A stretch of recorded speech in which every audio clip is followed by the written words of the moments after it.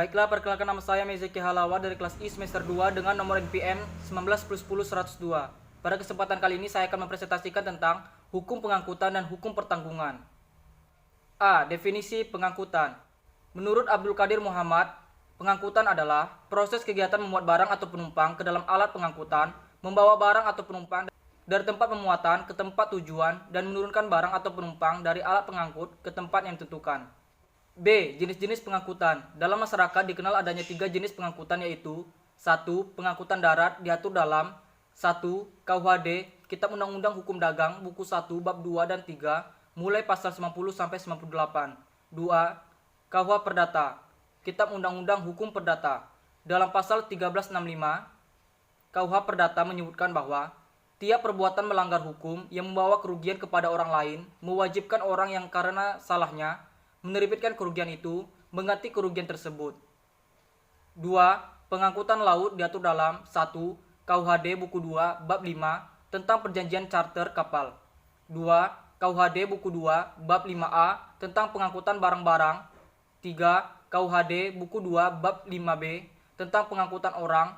4. Undang-Undang Nomor 17 Tahun 2008 tentang pelayaran. 3. Pengangkutan udara diatur dalam 1. S 1939-100 BSD, Undang-Undang Nomor 83 Tahun 1958. 2. Undang-Undang Nomor 1 Tahun 2009 tentang penerbangan. C. Perjanjian pengangkutan. Perjanjian pengangkutan menurut pasal 1313 KUH Perdata, perjanjian adalah perbuatan dengan mana satu orang atau lebih mengikatkan diri terhadap satu orang lain atau lebih. Dari peristiwa ini timbullah suatu hubungan hukum antara dua orang atau lebih yang disebut perikatan yang di dalamnya terdapat hak dan kewajiban masing-masing pihak. D. Tanggung jawab hukum.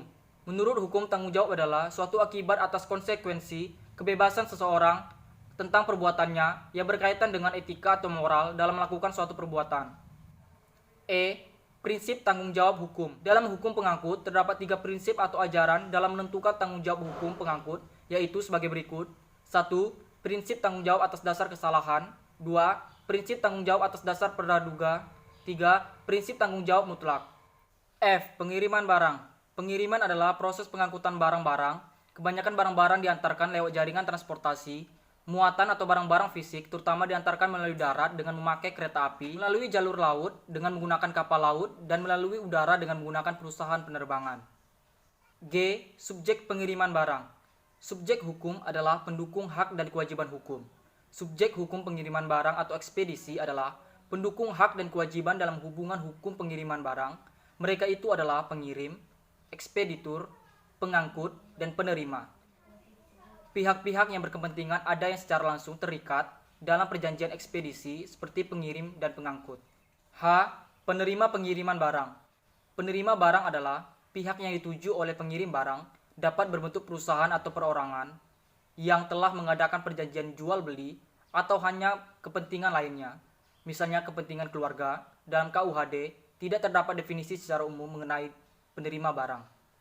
Dilihat dari perjanjian pengiriman, penerima barang adalah pihak yang tidak mengikatkan diri pada pengangkut, tetapi dapat saja telah mengadakan perjanjian bisnis dengan pengirim barang. I. Prosedur pengiriman barang. A. Pengepakan barang kiriman. B. Pengecekan barang kiriman. C. Penghantaran barang kiriman. D. Pengecekan barang di lokasi pengiriman. J. Asas hukum pengangkutan. Asas-asas hukum pengangkutan. Di dalam hukum pengangkutan juga terdapat asas-asas hukum yang terbagi ke dalam 2 jenis, yaitu bersifat publik dan bersifat perdata.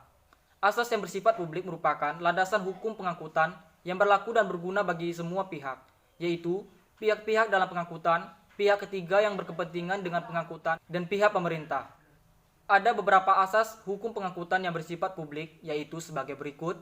A. Asas manfaat. B. Asas usaha bersama dan kekeluargaan. C. Asas adil dan merata. D. Asas keseimbangan. E. Asas kepentingan umum. Dalam kegiatan pengangkutan terdapat hubungan hukum antara pihak pengangkut dan penumpang. Hubungan hukum tersebut harus didasarkan pada asas-asas hukum pengangkutan bersifat perdata terdiri dari A. Asas konsensual. B. Asas koordinatif. C. Asas campuran. D. Asas pembuktian dengan dokumen. K. Hukum pertanggungan. Istilah asuransi dan pertanggungan. Kedua istilah itu berasal dari bahasa Belanda yaitu verzekering dan asuransi. Dalam bahasa Inggris, insurance. Profesor Sukardono menerjemahkan verzekering adalah pertanggungan. Istilah pertanggungan banyak dipakai dalam ilmu pengetahuan dan literatur. Istilah asuransi dipakai pada nama perjanjian atau nama perusahaan.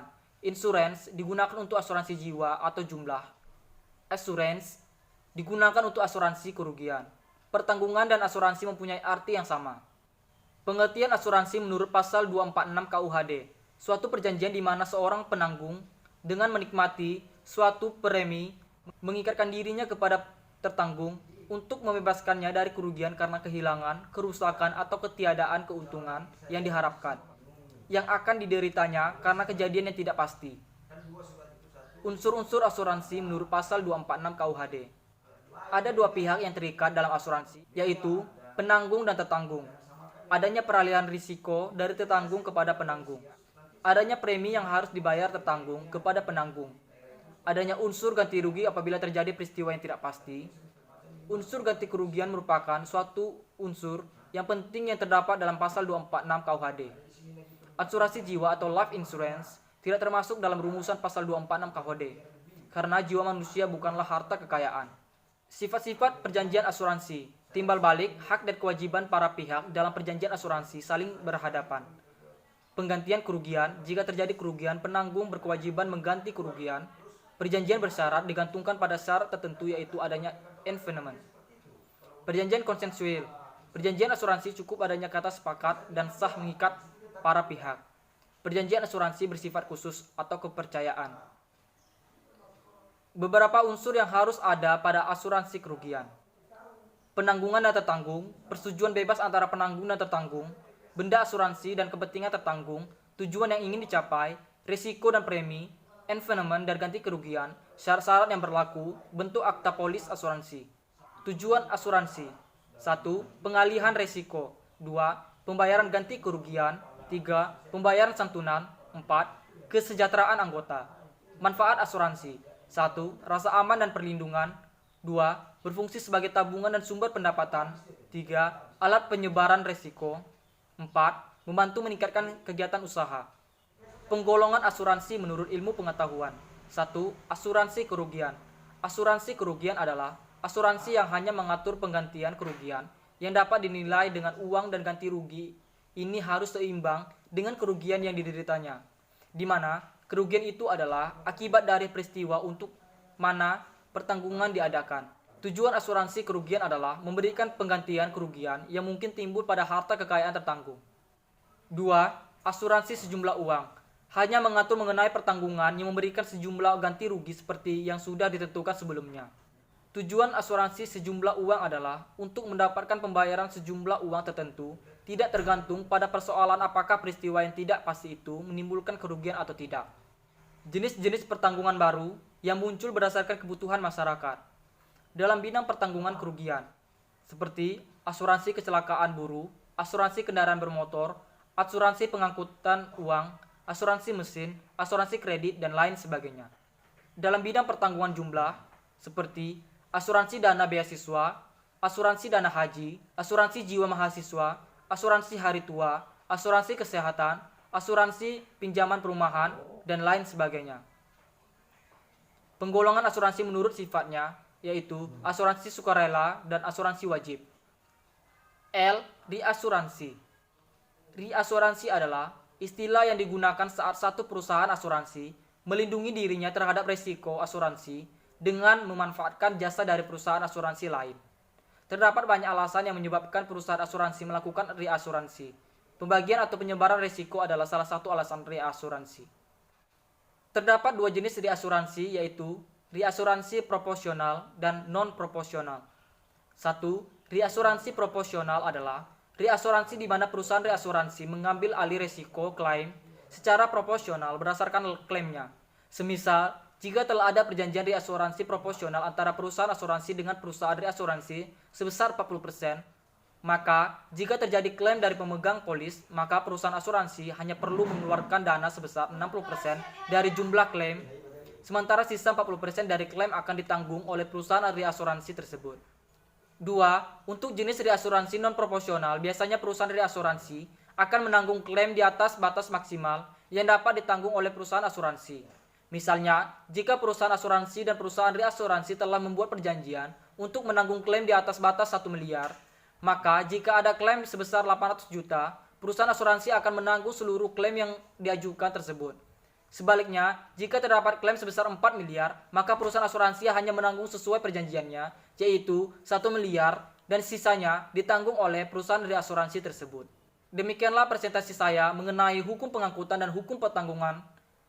Lebih dan kurang saya mohon maaf dan terima kasih atas perhatiannya.